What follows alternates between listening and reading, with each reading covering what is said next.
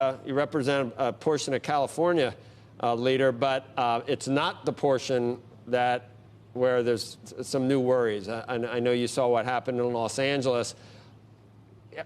Is it difficult for you to be a half full in that camp at this point with what's happening? It's hard to look at what's happening in Texas and California and Arizona and not be worried and not even question reopening. But are you able to do that and see some things that are optimistic?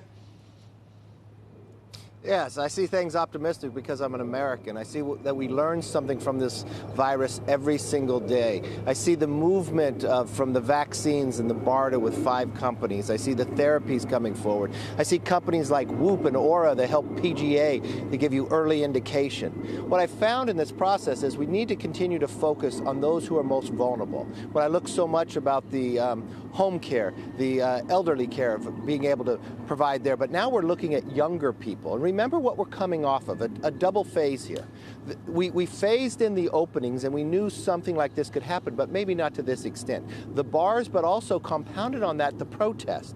When I looked at that drone view of LA, where it was almost a mile long, shoulder to shoulder of people, and they're expressing, they're vocal and others, and now we're finding that's the easiest way to transmit to one another, the long periods of time next to one another, singing or others. So that became a problem. So we knew that there was going to be some type of spike going right now, but how do we manage it? We've had good governors across the southern states. What did they do? They shut the bars down.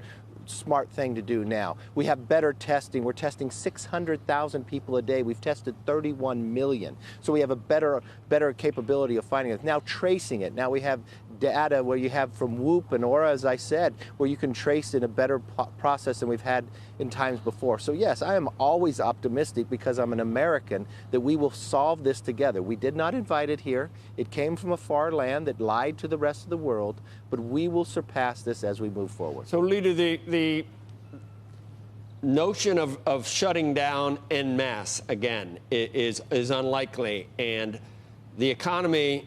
A lot of people say it's got to reopen, but the deaths are way down. We're seeing some of the lowest numbers for deaths, but we just had Dr. Scott Gottlieb on saying that there will be an increase in deaths eventually as it moves from some of the younger people that have it in Texas or they've contracted it in Texas, Arizona, and elsewhere, and it will move to more vulnerable people, and we'll see that go up again. But you don't think there will be another closing phase, a large closing phase of the economy anywhere?